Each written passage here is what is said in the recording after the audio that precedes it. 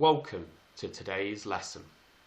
Today we are going to start looking at systematic listing.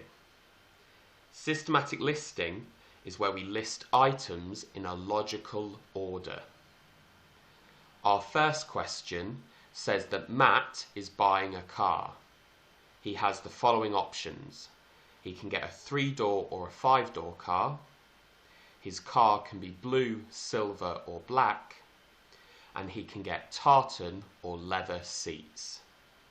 We need to list all of the options that he could possibly go for. We could start this question by simply picking any 3 of the options and writing them down. So I could pick a 5-door silver car with tartan seats. I would then need to pick a different combination, and I would need to carry on until I've got all of the combinations written down. The problem with this question is that sometimes students will miss some of the answers and therefore get the question wrong. So in order to not miss out any of the answers, we're going to list the possible combinations in a logical order. The first answer we're going to write down is picking the top option for doors, colour and seats. So we can get a 3-door blue car with tartan seats. This is our first answer. Now I will keep 2 of these answers the same, but just change the type of seat. So our next answer is a 3-door blue car with leather seats. These 2 combinations are all of the combinations that have 3 doors and a blue car. This means I now need to change the colour of the car to get my next possible combination. I'm going to stick with a 3-door car, but instead of blue, I'm going to pick the next one down in the list, which is silver. I then have a choice of which seat to go for, so I'll pick the top one to start off with, which is tartan. Now, again, I want to keep the 3-door and silver the same.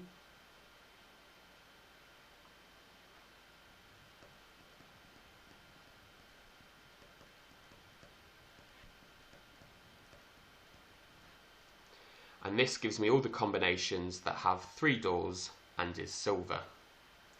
So now all I need to do is get all of the 3-door cars that are black. So we'll have a 3-door black car with tartan seats and a 3-door black car with leather seats. I've now got all of the combinations of cars that have 3 doors. I now need to change this to have a 5-door car. But because I've never picked a 5-door car before, I've got all of these options available to me. So again, we need to make sure we do this in a logical order, and I'm going to have a 5-door blue car with tartan seats. Notice that compared to the left-hand side, the only thing we've changed here is the number of doors. So my next combination will be 5-door blue and leather.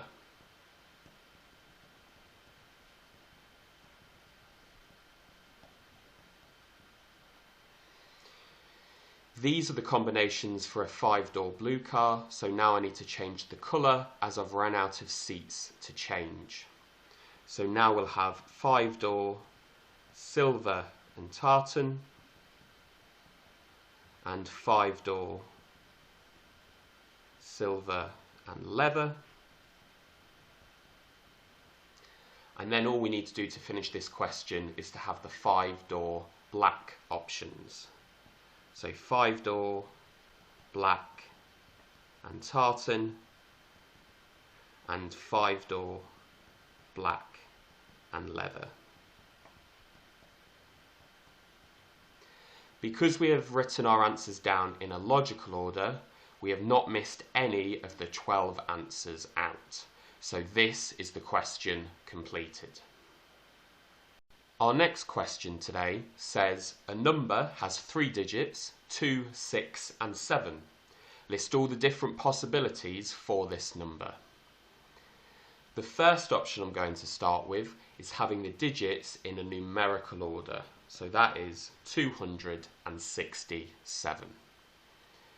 I'm going to keep the first digit the same, but instead of 6, I'll have 7 as the second digit, and instead of 7, I will have 6 as the third digit.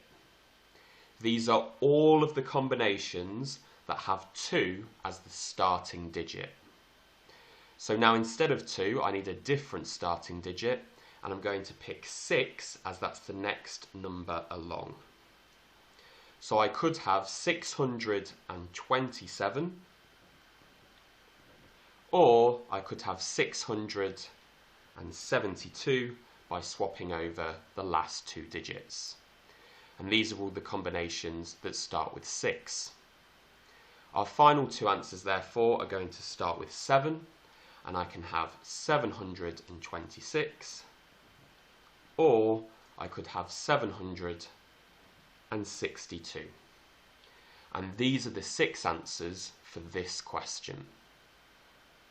If we have a look at our final question today, it says a number has 4 digits, 2, 8, 7 and 3. List all the numbers that can be made that are greater than 7,500.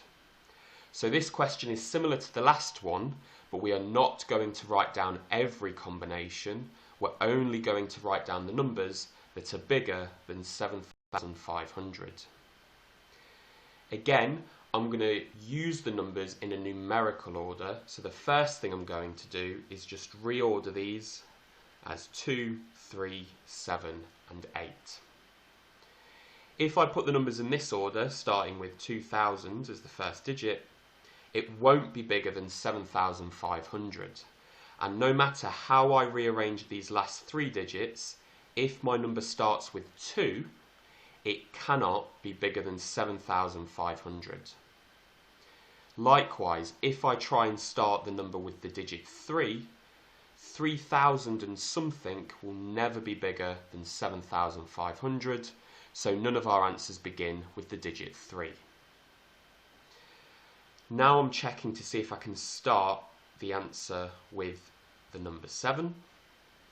If I have 7 followed by a 2, that will be too small, and a 7 followed by a 3 will be too small, but 7 followed by the 8 will give me 7,800 and something, and that will be bigger than 7,500.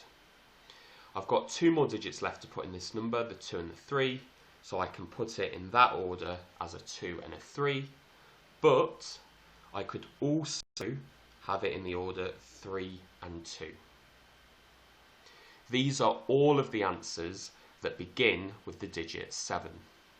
So now my last set of answers will begin with the number 8. Here, because I will have 8 in the thousands column, no matter what the order is, it will be bigger than 7,500. So here I need to write down all of the combinations that start with 8. If I put the digits in order, I get 8,237.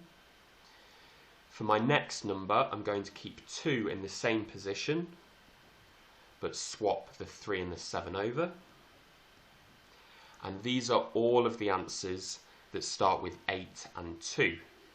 So now I need to swap this second digit out, and I'll swap it for the next one along. So it will start with 8 and 3. The 2 remaining digits are 2 and 7, but I could also have had 7 and 2. And now I need all of the numbers that will start with 8 and 7.